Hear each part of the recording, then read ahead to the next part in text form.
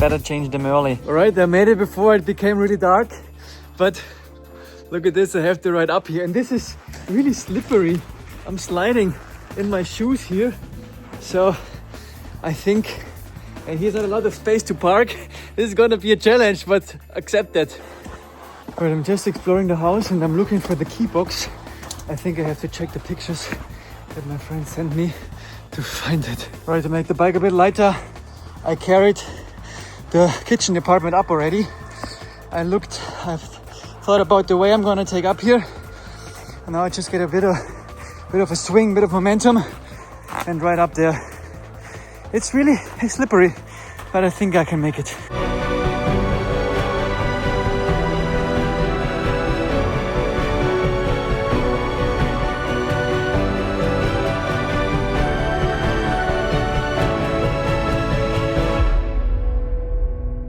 I'm in heaven. Look at this. I have a real kitchen for cooking. Making some mushrooms in here, some cabbage. Wow. Turn on this noise for a second. This is beautiful. Look at this. What a wonderful place. It's nighttime. And not everybody will appreciate that, but I love it. It's just vegetables and mushrooms. Excellent. Just olive oil and salt. Love it. This is how we look during the day. Beautiful scenery.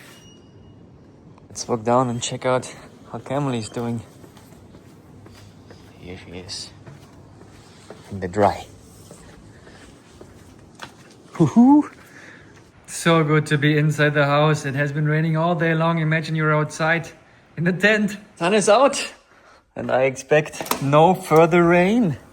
Look at this. It's still a bit rainy. But yeah, beautiful. Everything is grown in here.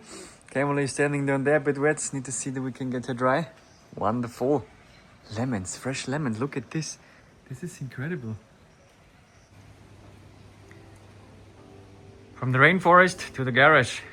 All right, folks, it's time to do the rear brake pads. I've done 50,000 kilometers on the first set of brake pads. And I mean, they're gone. I show you the difference. So I got the old brake pads out and the inner one looks like this. I mean, a little bit is still on, probably for me like another 3,000 to 4,000 kilometers, but originally they look much different. This is how they come. So as you can see, they are really at the end. So that's the inner one, right? And when we look at the outer one, it's pretty much at the indication of replacement, where you can see this line in there. But the inner one is getting much quicker. And this side, it looks still quite okay. But if you take the inner one at the other end, I mean, like, yeah, there's no reason to continue. Here once more to give you a feeling about how that brake pad's kind of getting worn out differently. Better change them early if you see them going into the mad area, right? So let's get the new one in here and then go for a ride. All right, it's all in.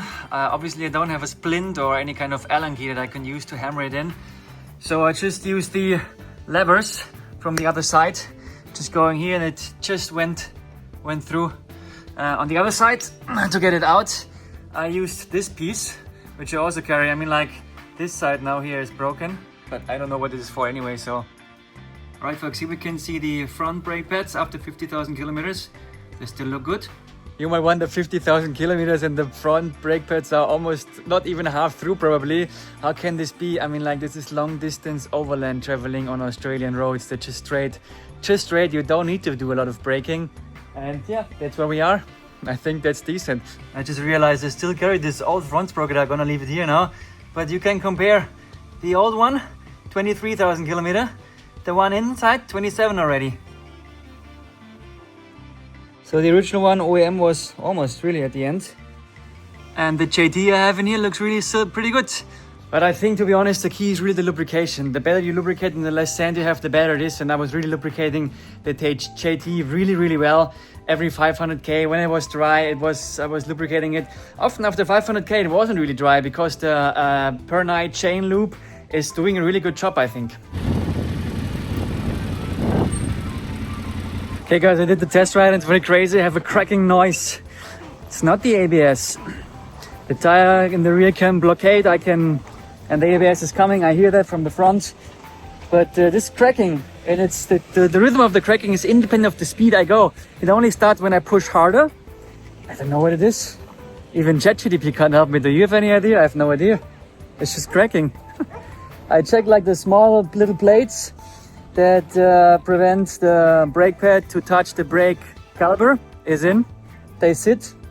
I have no idea.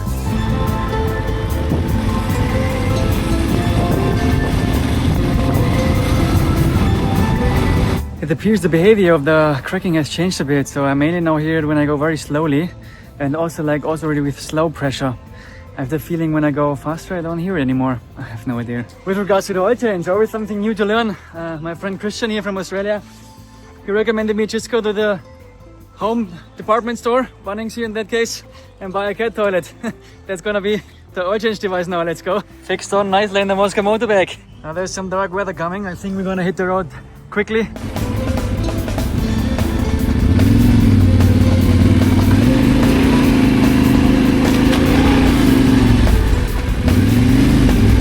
Crazy, the rear tire just turned through.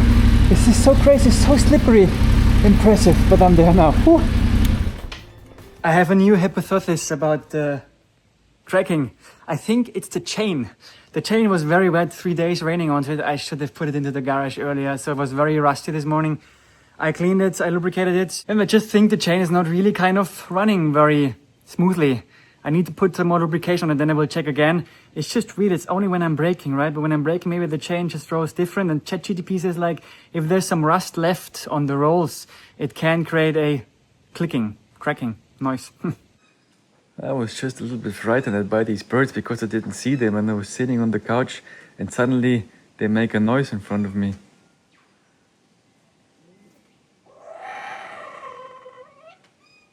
Just warming up the engine before I drown the oil. I lubricated the chain now at the inside of the rolls and also at the outside, so the O-rings at the outside get lubrication everywhere.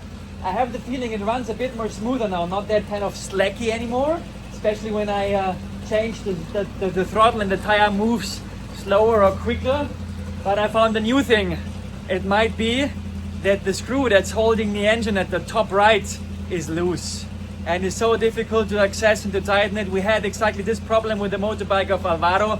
So I don't hope it is. I'm gonna post to some groups now and ask people how they look like with their screw. It's not very good. It's like a gap of like 3 millimeters, I think. And I tried to reach the screw, but there's so much things built around like cover and stuff, I cannot reach it. What can we do?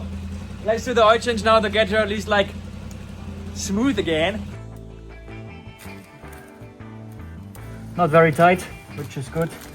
It's a little bit low in tightness, but I did like 41 last time, I think. It smells burnt, as always.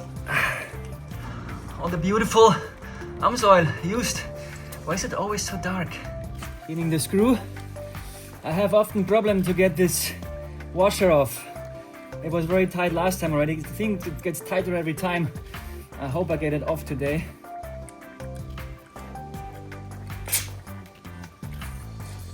Coming forward.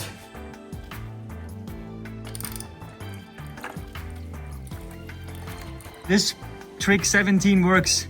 Taking a knife. It's not the best for the knife, but at least you get it off like that.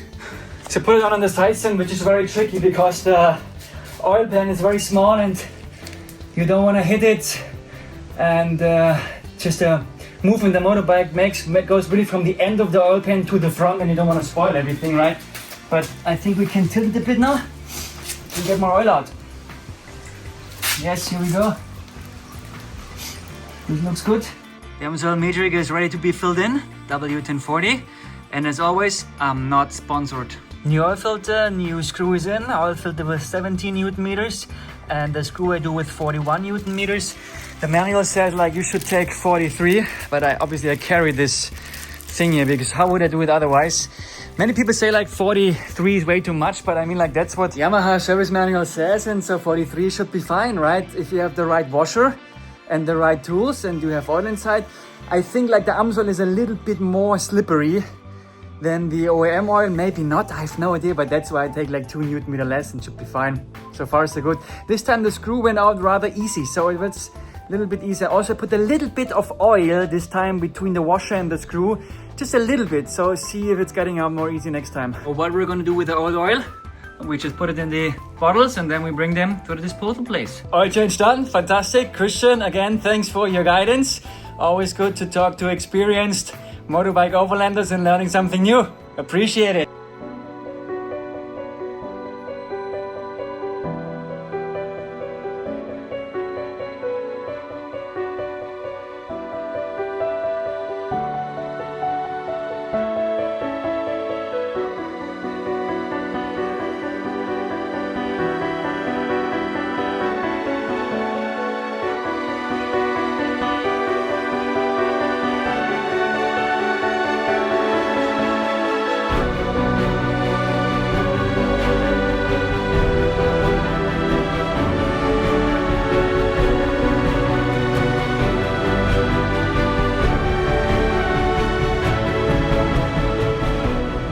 Not far from the national park, so let's go inside. It's a bit wet here, but we have the perfect shoes today and gonna explore here a bit. Let's see what we can find. It's so crazy. People live close to the sea here, next to the national park. This is such a high living standard here. It's incredible. All right, folks, here we are at the beach. Incredible. Still so crazy. Cars may ride on the sand here in the beach, on the beach. Look at the waves. That must be amazing for wave surfing. We are here at Boomerang Beach and the sea is quite rough today, but I think maybe you could even surf those waves here. Alright, then the surfers, maybe it's too rough.